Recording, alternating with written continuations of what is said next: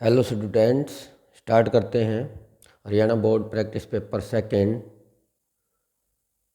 Class 10th, code B. MCQ questions हैं।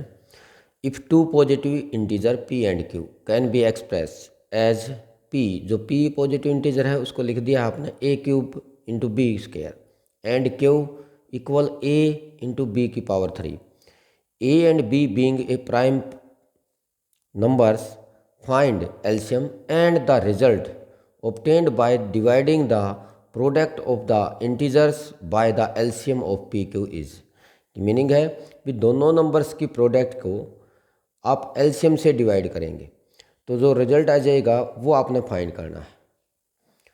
अब दोनों नंबर हैं हमारे पास, पहले इनका नंबर ही लिख लेते हैं। P जो नंबर है वो है आपके पास a³ b स्क्वायर, Q जो है आपके पास वो क्या गिवन है ab³। अब निकालेंगे आप LCM।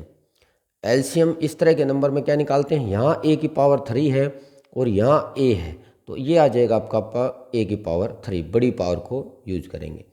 ऐसे b की पावर 2 है इधर प्राइम फैक्टर में और इधर b की पावर 3 है तो यहाँ से आ जाएगा आपका b की पावर 3, यह है आपका LCM। अब रिजल्ट क्या निकालना है, प्रोडक्ट ऑफ नंबर। अब प्रोडक्ट ऑफ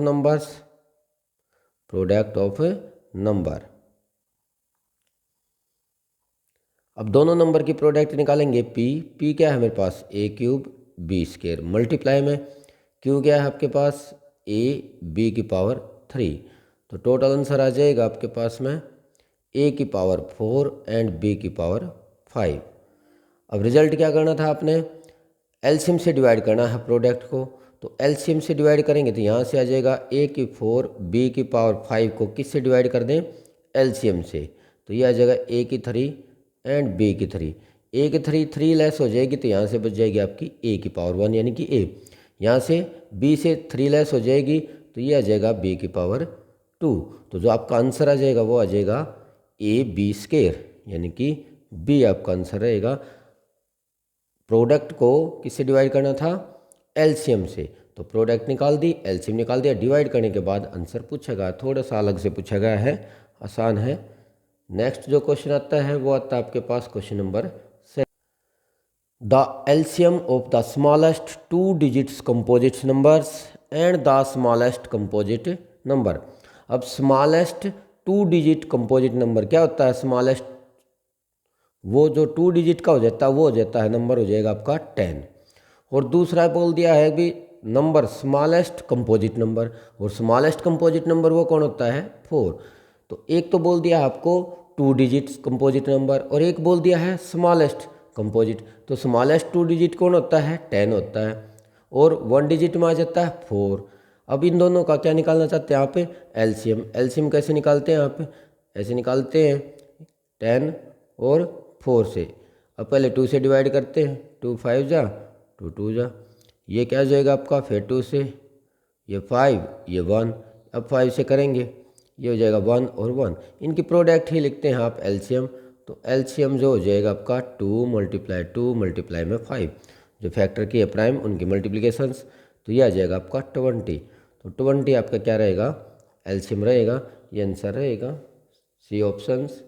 नेक्स्ट क्वेश्चन आता है आपके पास question 3, the exponent of 7 in prime factorization of 441 is. आपने बताना कि जो प्राइम फैक्टर करते हैं उसकी 7 की जो पावर आएगी वो क्या रहेगी। तो इसके प्राइम फैक्टर कर लेते हैं आप। सबसे पहले आता है आपके पास 441 किससे डिवाइड हो जाएगा 3 से।